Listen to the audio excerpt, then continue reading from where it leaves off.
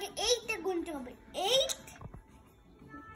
8 9 10 11 11 এ পৌঁছে গেলাম। এটা মনে হচ্ছে 4 হবে। তাড়াতাড়ি শিখে গেলাম। বুঝছো? 9 minus 2 2 এর পর থেকে আমাকে গুনতে হবে। 3 4 5 6 7 8 9 1 2 3 4 5 6 7 বুঝছো? ওপর এই যে এখানে এটা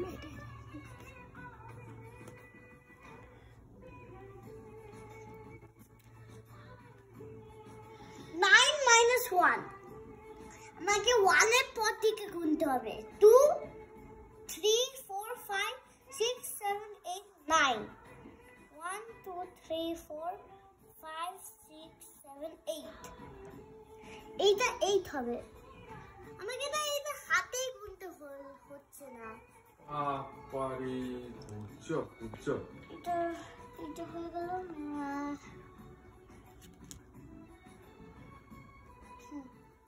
সব উল্টো দিকগুলো হবে, অপোজিটগুলো এগুলো তো হয়ে গেছে, কিন্তু এগুলো তো আর আমি তোমাদের টিচার, ম্যাথের টিচার, ঠিক আছে? তোমাদেরকে আমি শেখাচ্ছি। 9 minus 5, ঠিক আছে? এবার তোমাকে 5 এর পর থেকে গুনতে হবে।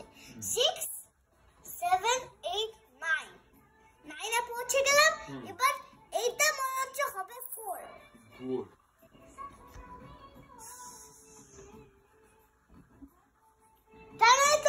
তোমাকে ঘরে হাতে প্র্যাকটিস করতে হবে, যাতে তুমি ম্যাথগুলো রয়েছে তাহলে তুমি হাতে প্র্যাকটিস করবে যে তুমি যদি করতে পারো, তারপর আমাকে এসে বলবে যে যদি না করতে পারো, তারপর আমি তোমাকে টিচ করে দেবো, ঠিক আছে?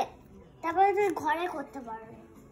11 minus 3 তুমি ভাবে যে তুমি ঘর চলে গেছো, কিন্তু তুমি পারছে না, ঠিক আছে? 11 minus 3 হাতে করে দাঁত কাটতে মনে হচ্ছে।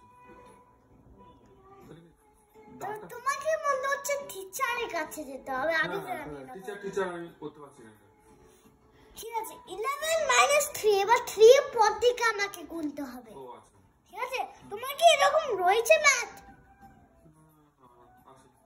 ঠিক আছে, এবার 11 minus 3 এবার আমাকে 3 এর পর থেকে গুনতে হবে।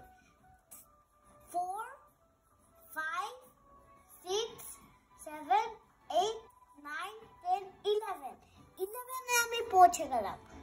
1 2 3 4 5 6 7 8 এটা 8 হবে। ও ওয়াও, শিখে গেল, দারুণ শিখে গেল।